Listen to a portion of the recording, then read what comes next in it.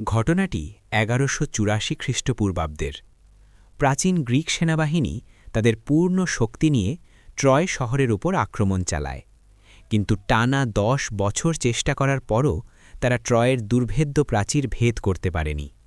অবশেষে গ্রিকরা সিদ্ধান্ত নেয় যে তারা ট্রয় জয় করতে পারবে না, তাই তারা ফিরে যাওয়ার ভান করে। যাওয়ার সময় তারা ট্রয়ের সীমান্তে একটি বিশাল আকার কাঠের ঘোড়া রেখে যায়। যখন ট্রয়বাসী নিশ্চিত হল যে গ্রিকরা চলে গেছে, তখন তারা সেই কাঠের ঘোড়াটিকে একটি উপহার বা স্মৃতিস্তম্ভ মনে করে শহরের ভেতরে নিয়ে আসে। সারা দিন ধরে শহরে উৎসব চলে। শিশু, বৃদ্ধ, নারী, পুরুষ সবাই আনন্দ উল্লাসে মেতে ওঠে এই বিশাল ঘোড়াটি দেখার জন্য। রাত নামার সাথে সাথে দৃশ্যপট বদলায়। সেই কাঠের ঘোড়ার ভেতরে লুকিয়েছিল সশস্ত্র গ্রিক সৈন্যরা। তারা সন্তর্পণে বেরিয়ে আসে এবং ভেতর থেকে ট্রয় দুর্গের প্রধান ফটক খুলে দেয়। মুহূর্তের মধ্যে পুরো গ্রিক বাহিনী শহরের ভেতর ঢুকে পড়ে এবং ধ্বংসলীলা চালায়।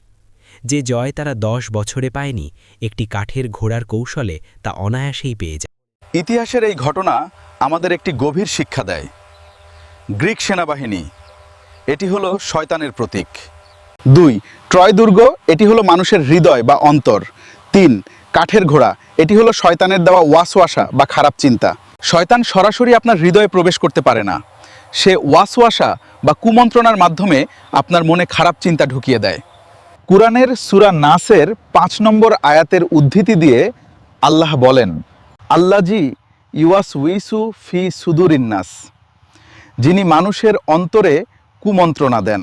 যখনই আপনি শয়তানের দেওয়া কোনো নেতিবাচক চিন্তা বা খারাপ আইডিয়া গ্রহণ করেন এবং সে অনুযায়ী কাজ শুরু করেন, তখন আপনি আসলে সেই ট্রোজান হর্স বা কাঠের ঘোড়াটিকে নিজের হৃদয়ে জায়গা দিচ্ছেন।